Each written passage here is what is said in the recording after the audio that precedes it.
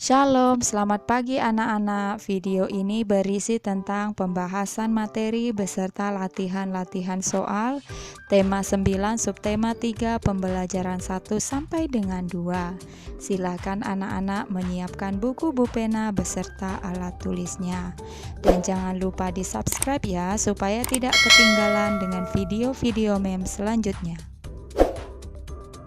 Muatan Bahasa Indonesia KD 3.3 dan 4.3 menjelaskan langkah-langkah wawancara dan penerapannya. Untuk melakukan wawancara, kamu perlu menentukan suatu topik. Setelah itu, pilihlah seorang narasumber yang sesuai dengan topik wawancara. Lalu susunlah pertanyaan dengan tepat.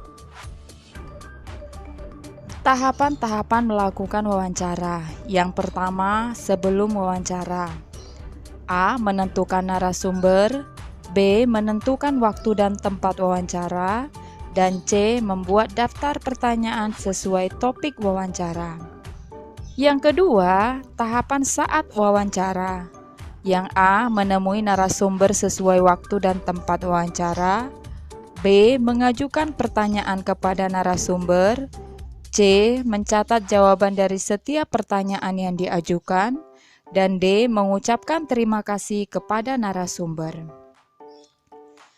Yang tiga, tahapan setelah wawancara.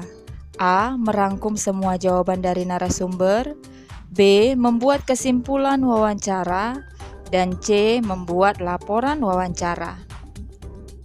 Pena halaman 144 latihan muatan bahasa Indonesia KD 3.3. Pertanyaan yang pertama, di sini ada bacaan ya. Pak Anton adalah seorang wartawan dari surat kabar yang ingin meliput penyebab pencemaran sungai. Lalu, Pak Anton ingin mendapatkan informasi dari narasumber yang ada di lingkungan tersebut. Menurutmu, bagaimana langkah-langkah wawancara yang dapat dilakukan oleh Pak Anton agar mendapat informasi tersebut? Tuliskan langkah-langkahnya. Jawabannya, nah ini adalah langkah-langkah yang akan dilakukan oleh Pak Anton. Yang pertama, langkah-langkah sebelum wawancara. Pak Anton menentukan narasumber, menentukan waktu dan tempat wawancara, dan membuat daftar pertanyaan sesuai topik wawancara. Langkah-langkah yang dilakukan oleh Pak Anton saat wawancara. Yang A. Menemui narasumber sesuai waktu dan tempat wawancara, B. Mengajukan pertanyaan kepada narasumber, C. Mencatat jawaban dari setiap pertanyaan yang diajukan, dan D. Mengucapkan terima kasih kepada narasumber. Yang ketiga, langkah-langkah yang dilakukan oleh Pak Anton setelah wawancara. A. Merangkum semua jawaban dari narasumber, B. Membuat kesimpulan wawancara, dan C. Membuat laporan wawancara. Pertanyaan nomor 2, bacalah kutipan teks wawancara yang ada di buku pena halaman 144. Kemudian jawablah soal-soal di bawah ini. Yang A, siapa pewawancara dan narasumber dalam teks wawancara tersebut? Nah, jawabannya berdasarkan teks wawancara tersebut, pewawancaranya adalah Dedi dan narasumbernya adalah Pak Teguh. Pertanyaan B, apa informasi yang ingin diketahui oleh Dedi dalam teks wawancara tersebut?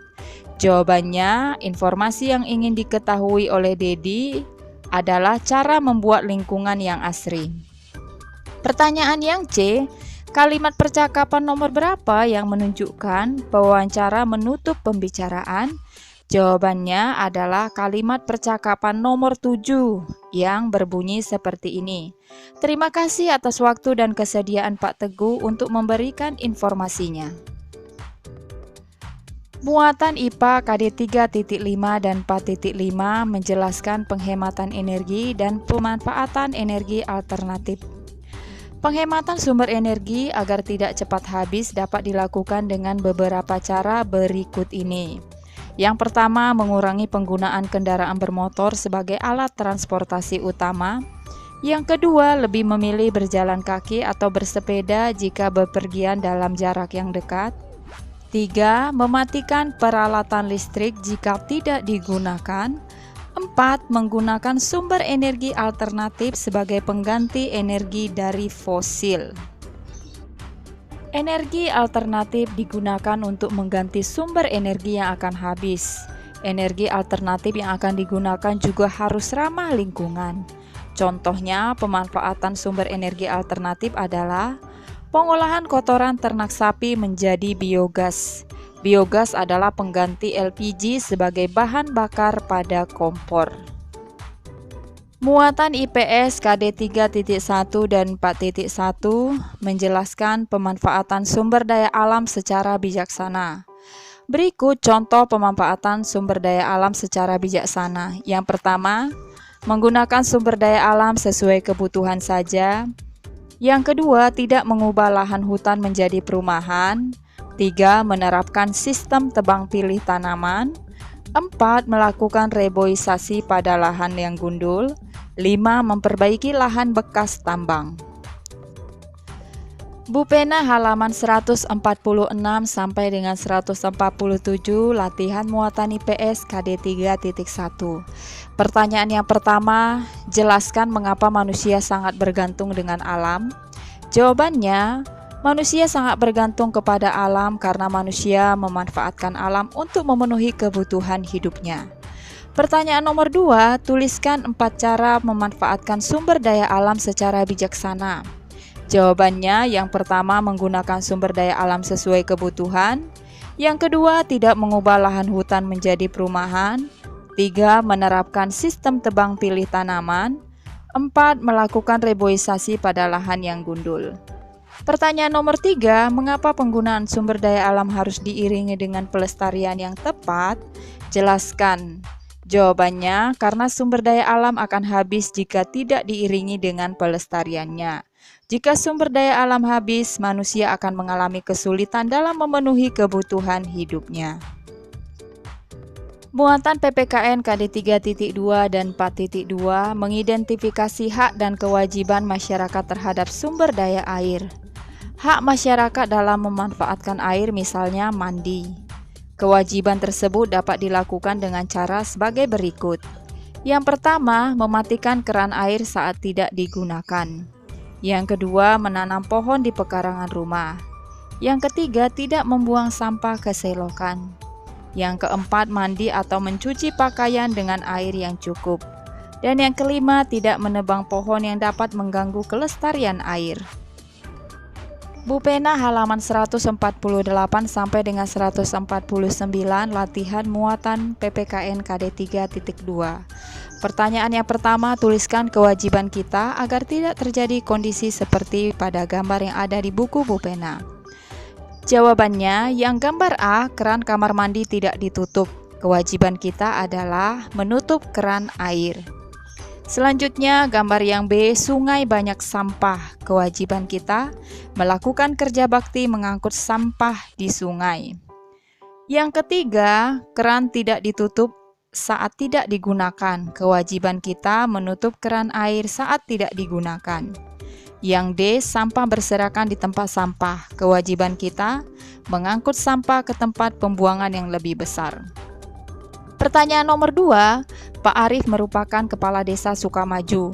Pak Arif memiliki sifat tanggung jawab dan kepemimpinan yang baik.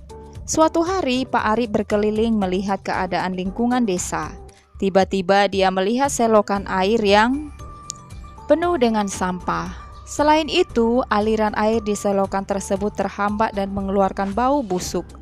Menurutmu, apa hak dan kewajiban Pak Arif bersama warga desa Sukamaju terhadap kondisi sumber daya air tersebut? Jelaskan jawabanmu.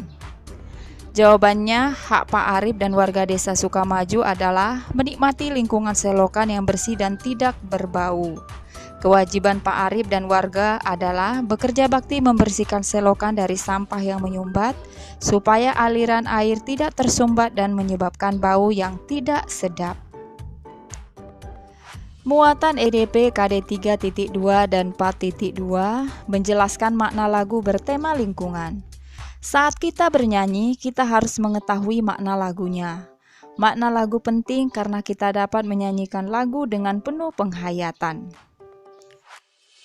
Nah, anak-anak, sekian saja pembahasan kita hari ini. Shalom.